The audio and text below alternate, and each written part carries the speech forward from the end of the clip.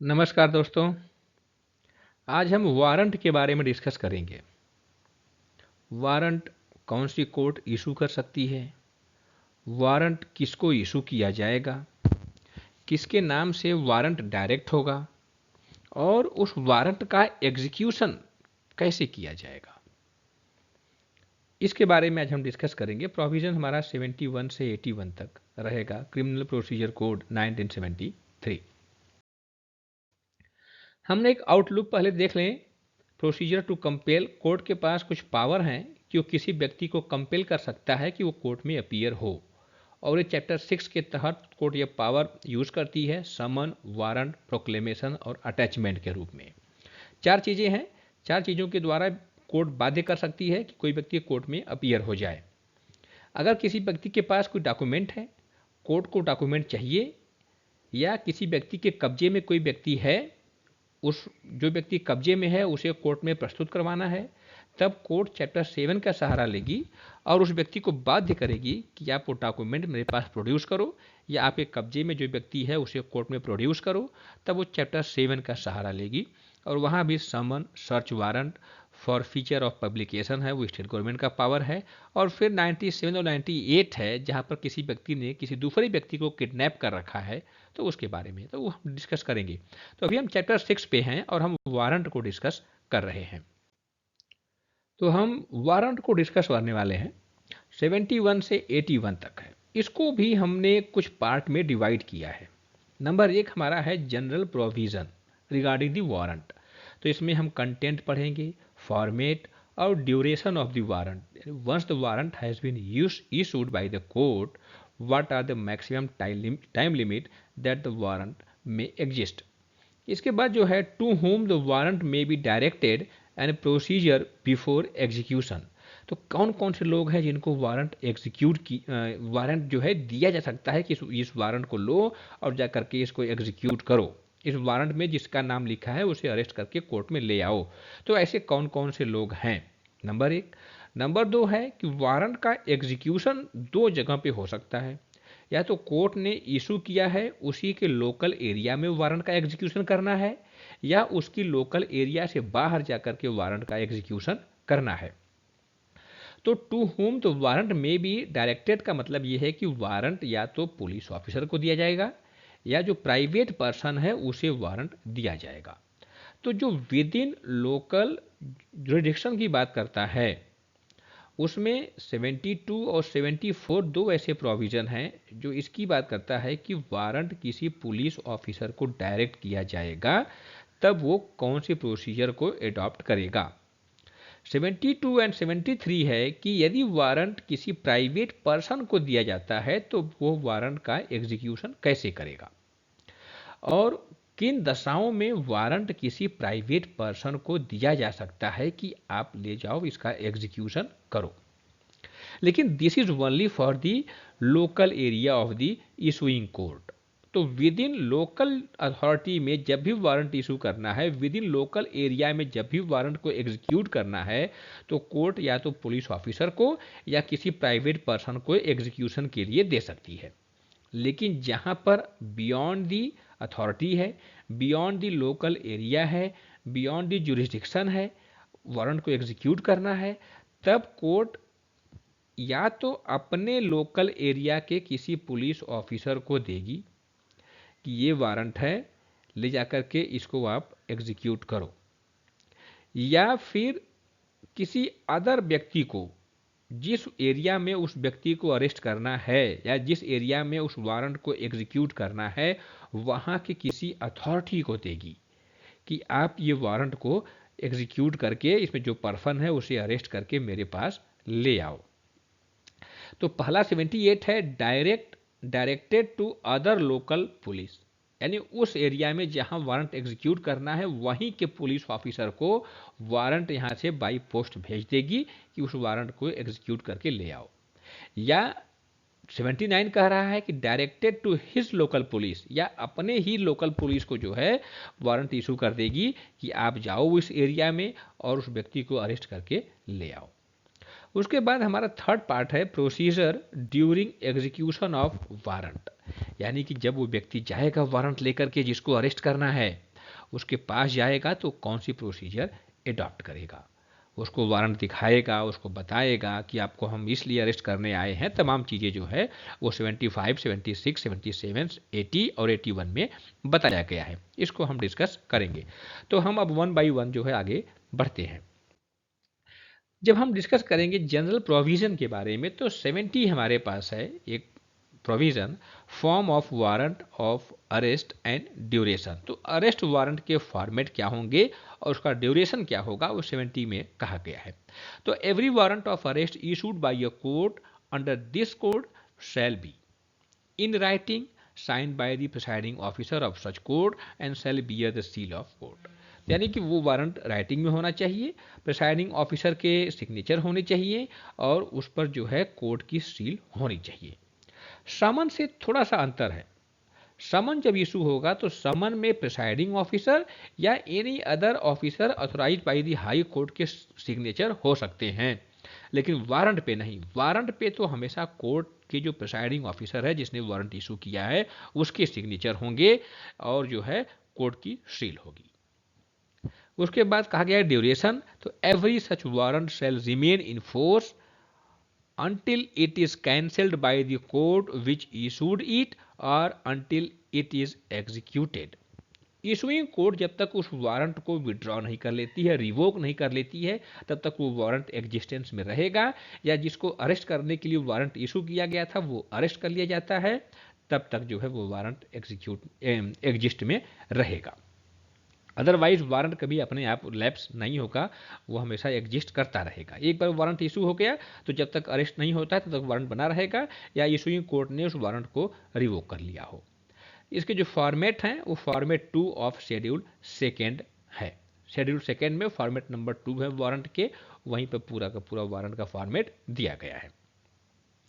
इसके बाद आगे बढ़ते हैं। तो power to direct security to be taken, ये यहां पर 71 है, बेलेबल वारंट के बारे में है। जब कोर्ट बेलेबल वारंट इशू करती है तब वो पुलिस ऑफिसर को डायरेक्ट करती है कि जैसे ही उस व्यक्ति के पास आप जाओगे, अरेस्ट करोगे, उसे सिक्योरिटी पर रिलीज कर दोगे।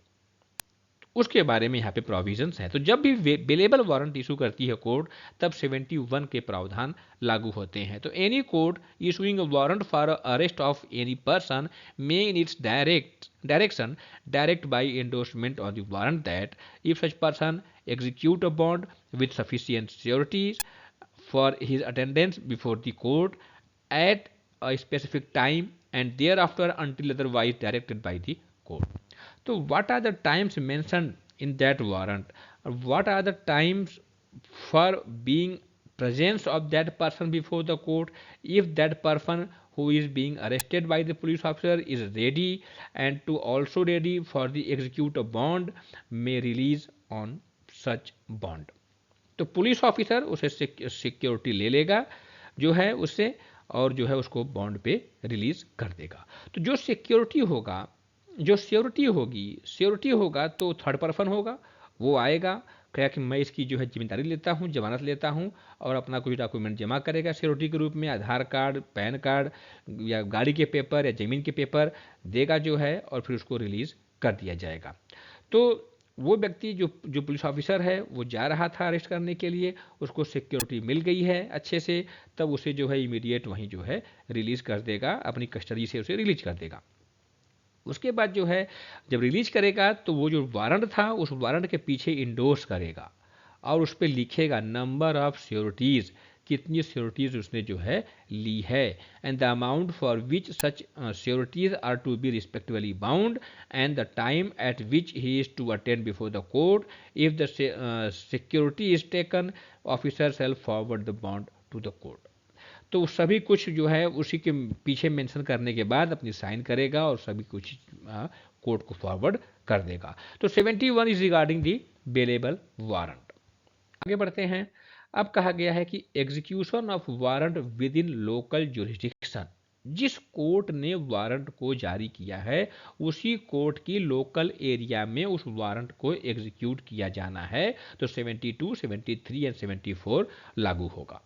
तो सबसे पहला यह है कि वारंट किसे डायरेक्ट किया जाएगा, किसको दिया जाएगा कि ये वारंट लो, आप जाकर के एग्जीक्यूट करो, उस व्यक्ति को अरेस्ट करके मेरे पास ले आओ।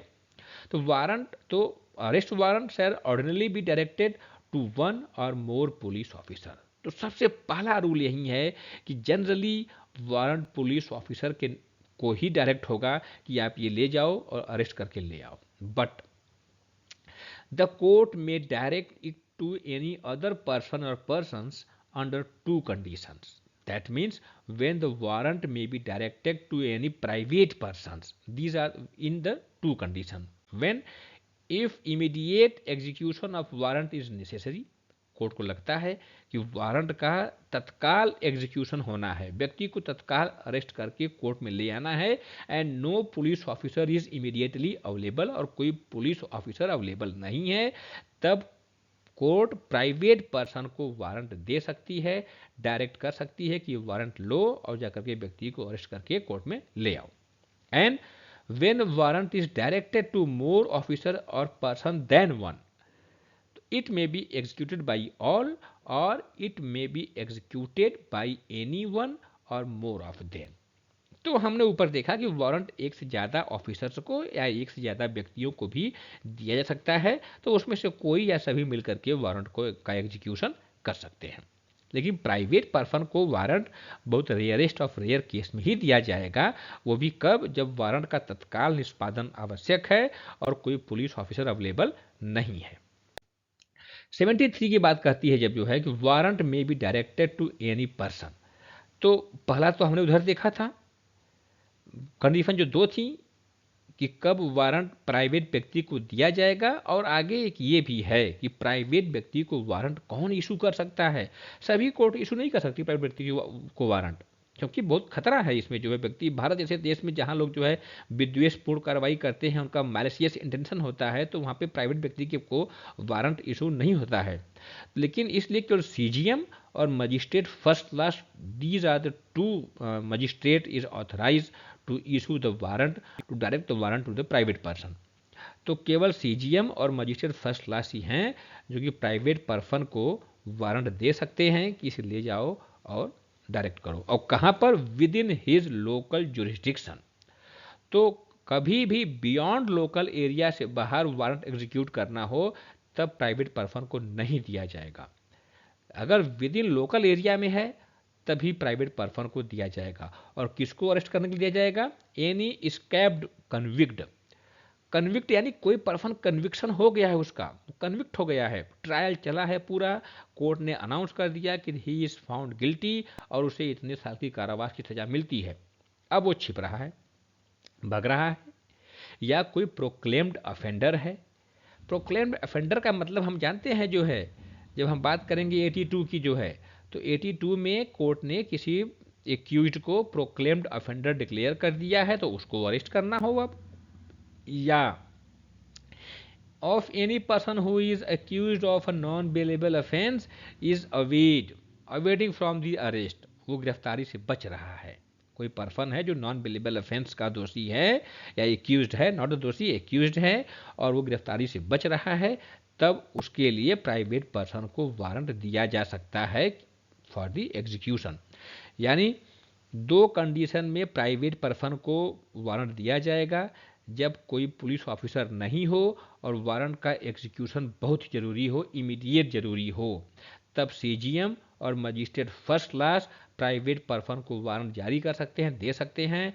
3 व्यक्ति की गिरफ्तारी के लिए, कोई स्केप्ड कन्विक्ट हो, जो कोई प्रोक्लेम्ड अफेंडर हो, या कोई नॉन बेलेबल ऑफेंस का एक्यूज्ड हो और वो गिरफ्तारी से बच रहा हो।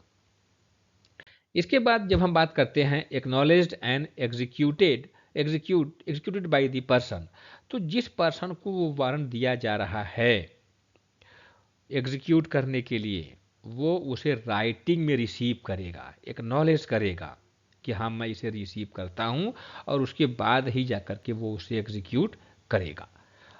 उसके बाद जब वो वारंट को रिसीव कर लेता है, एक्नॉलेज कर लेता है रिटर्न में, तब उसके पास पावर है कि right to enter in any premises or on any land, क्योंकि उसे अरेस्ट करना है। तो अरेस्ट करने के लिए जिसको अरेस्ट करने जा रहा है वो जहाँ जहाँ होगा वहाँ वहाँ वो एंटर कर सकता है।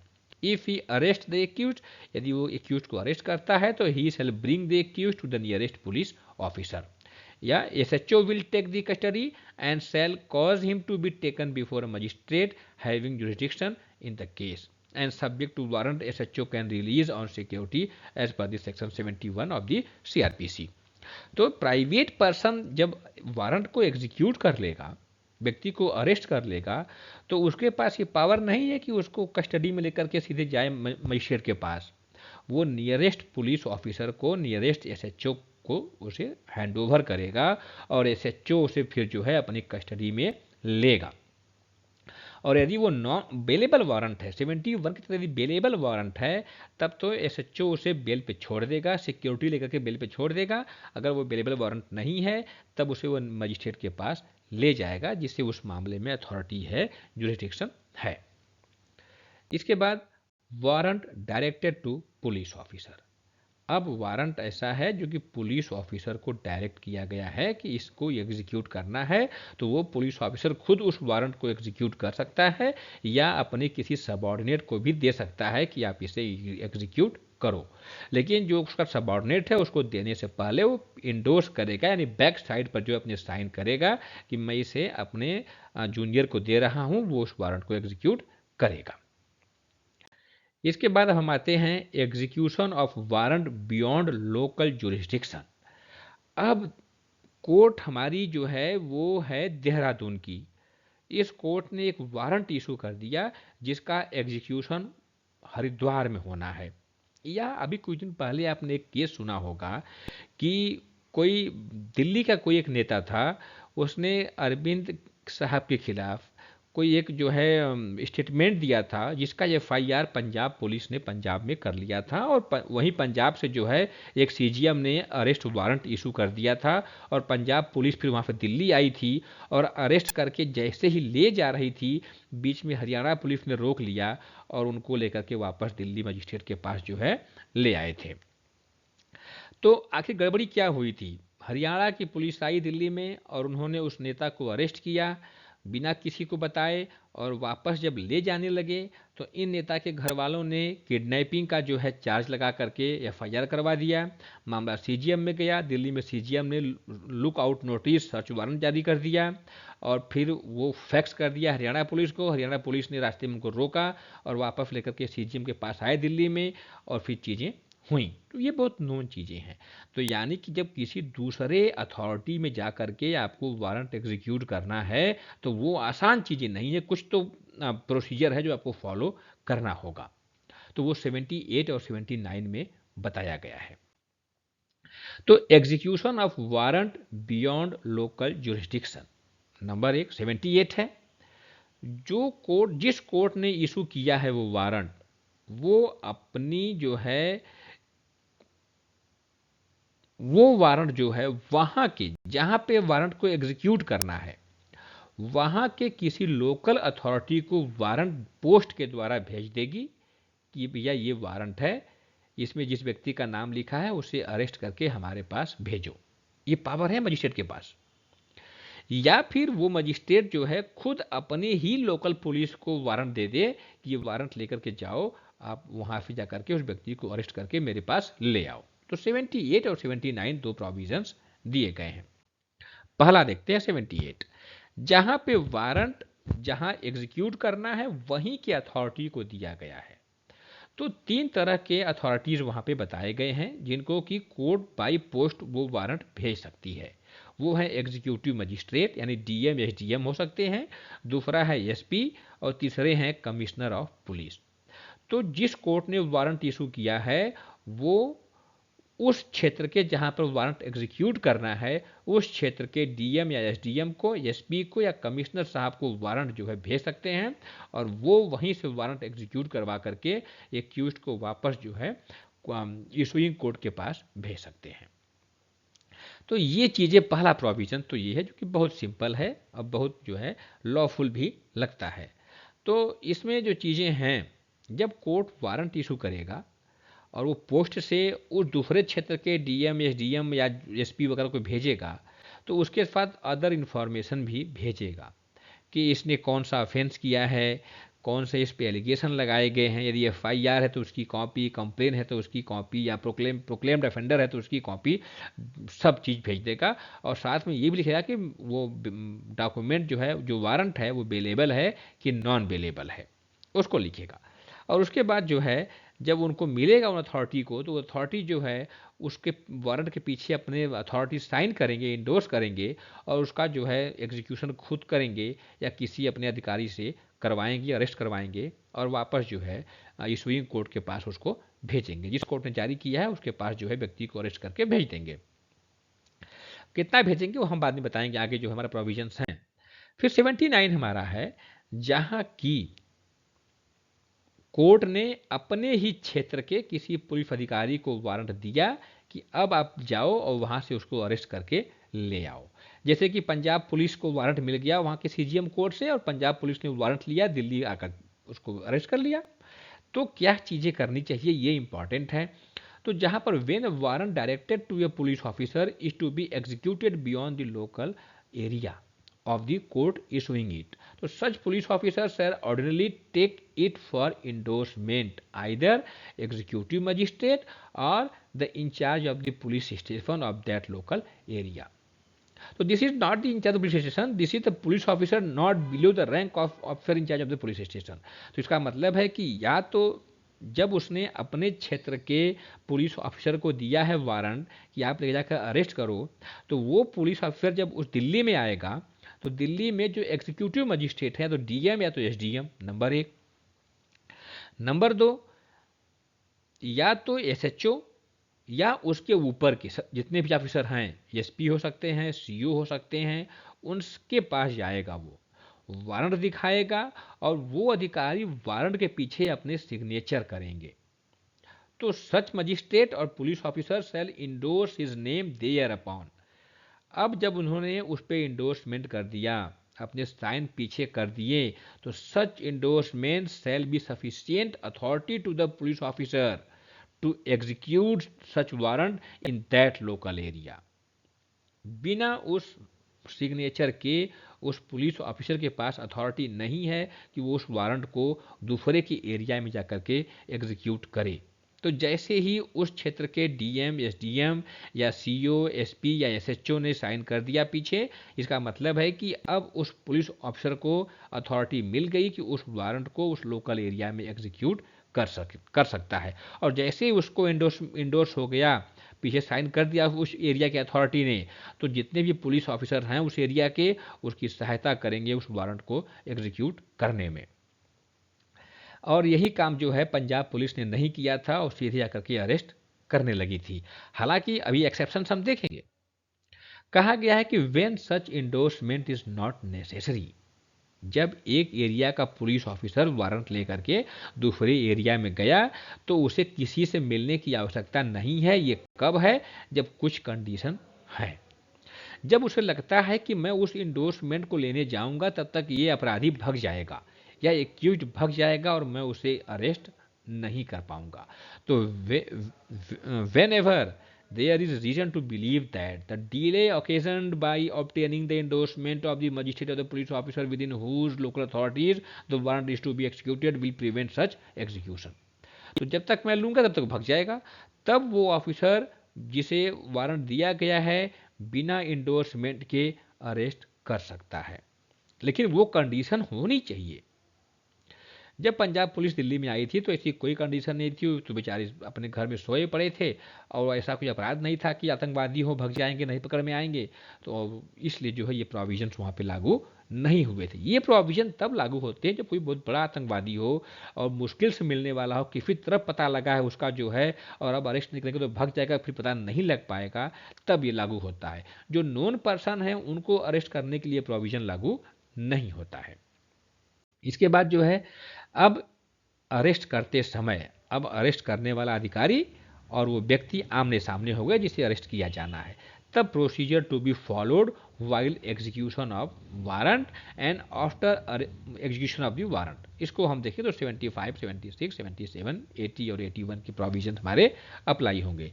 तो सबसे पहला काम ये है कि notification of substance of warrant. जैसे ही आप व्यक्ति को अरेस्ट करने जा रहे हैं उसी पर जो है आप उसको नोटिफाई करेंगे सब्सटेंस वारंट के, कि वारंट का सारांश देखो ये है और इसलिए हम आपको गिरफ्तार करने के लिए आए हैं। और यदि व्यक्ति वो डिमांड करता है तब उसे आप वारंट भी दिखाएंगे।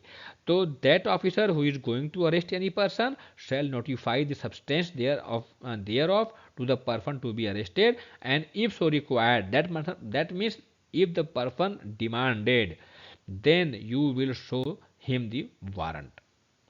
एंड 76 कह रहा है कि person arrested to be brought before court without delay, क्योंकि हमारे पास आर्टिकल 22 है, 57 सीआरपीसी का है, 157 भी हमने देखा है, और ये प्रोविज़न यहाँ भी है कि 24 आवर्स के भीतर जो है हम उस व्यक्ति को नियरेस्ट मजिस्ट्रेट के पास पहुँचाएंगे। तो जिस व्यक्ति ने उसे अरेस्ट किया है, यदि वो बेलेबल वारंट है तो बेल पे छोड़ देगा, नंबर 1। नंबर 2, यदि बेलेबल वारंट नहीं है तो without unnecessary delay bring the person arrested before the court and which he is required by law to produce such person. तो किस कोर्ट के सामने ले आएगा? उसी कोर्ट के सामने ले आएगा जो कि लॉ के द्वारा प्रोवाइड है, रिक्वायर्ड है। तो आगे हम उसको देखेंगे। कहा गया है कि provided that such delay shall not in any case exceed 24 hours. तो 24 आवर्स के भीतर ही जो है उसे नियरेस्ट मजिस्ट्रेट के पास ले जाएगा, लेकिन जो जर्नी के टाइम है वो एक्सक्लूड किए जाएंगे। इसके बाद 77 कहा गया है कि वेयर वारंट में be executed, a warrant of arrest may be executed at any place in India. तो एक बार कोर्ट ने वारंट इशू कर दिया है तो उसका एग्जीक्यूशन ऑल ओवर इंडिया में किया जा सकता है, चाहे उस कोई दिक्कत नहीं है। लेकिन जैसे ही लोकल एरिया से बाहर निकलेंगे तो वो प्रोविज़न इंपॉर्टेंट है कि वहाँ का जो एग्जीक्यूटिव मजिस्ट्रेट है या एसएचओ, सीईओ और एसपी हैं उनसे आप इंडोर्समेंट करवाएंगे। यदि बहुत इमरजेंसी है तभी नहीं करवाएंगे, लेकिन अरेस्ट करने के बाद फिर इन्फॉर्म करेंगे उनको आप। तो फिर आगे बढ़ते हैं, हम 80 पर आते हैं। Warrant is executed outside district. तो जहां पर आपने अरेस्ट कर लिया और वो प्लेस ऑफ अरेस्ट जो है वो डिस्ट्रिक्ट से बाहर है, यानी कि देहरादून की डिस्ट्रिक्ट ने कोर्ट वारंट इशू किया था, आप वारंट लेकर गए हरिद्वार में, वहां पर आपने व्यक्ति को अरेस्ट कर लिया। तो अब क्या होगा? तो यदि वो बेलेबल वारंट है तब तो उसे सिक्योरिटी लेकर के आप उसे बेल पे छोड़ देंगे।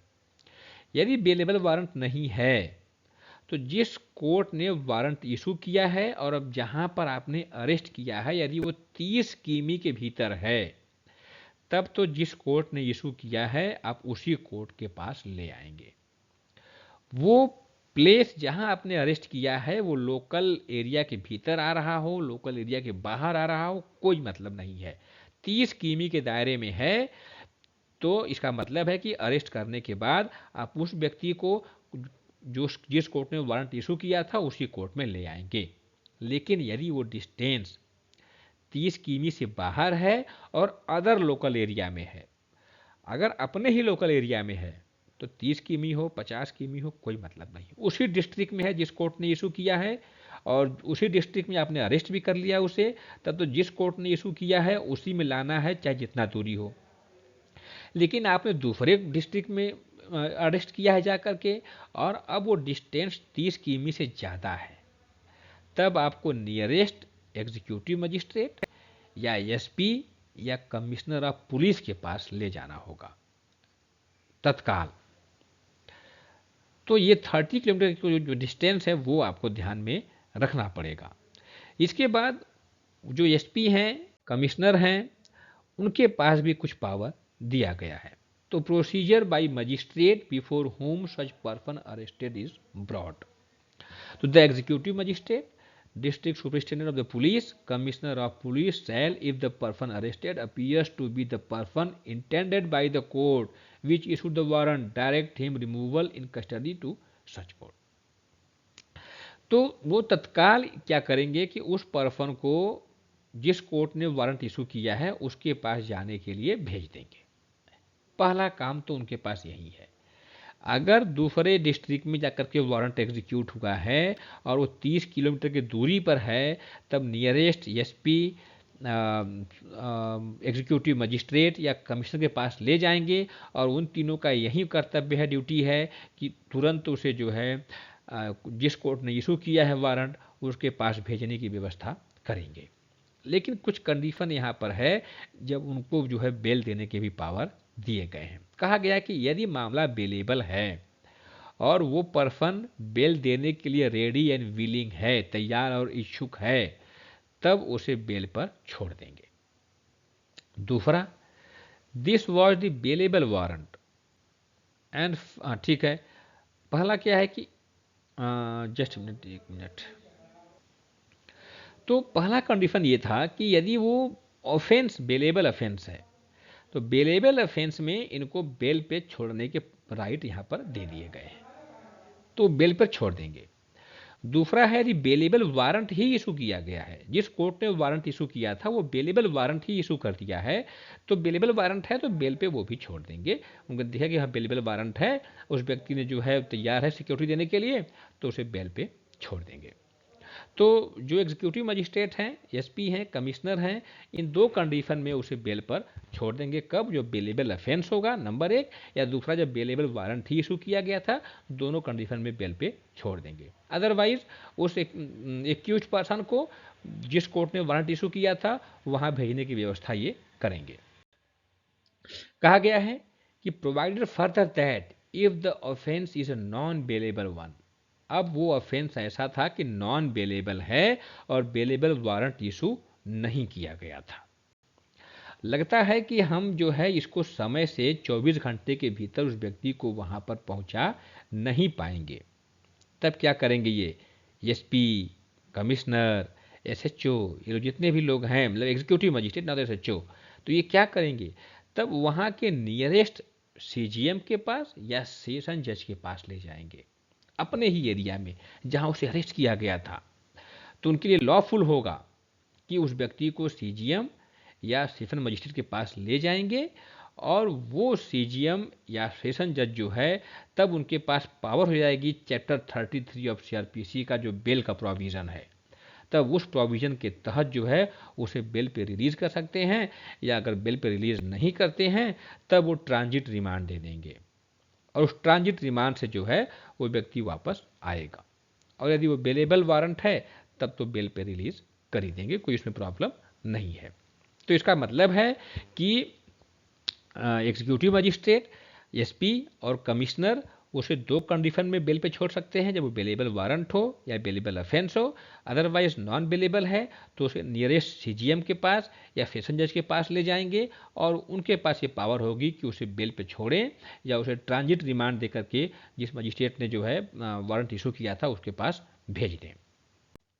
थैंक यू, आज के लिए इतना ही हमारा। आगे जो है हम प्रोक्लेमेशन डिस्कस करेंगे। उम्मीद है कि आपको समझ में आया होगा। मैंने बहुत आसान शब्दों में इसको समझाने का प्रयास किया है कि वारंट कब अपने यहाँ एग्जीक्यूट करेंगे तो कैसे करेंगे, किसी अदर के यहाँ जाकर करेंगे एग्जीक्यूट तो उसको कैसे एग्जीक्यूट किया जाएगा, क्या प्रोसीजर है जिसे फॉलो करना आवश्यक है। तो धन्यवाद, बने रहिए हमारे साथ, हम आगे भी जो है डिस्कस करेंगे।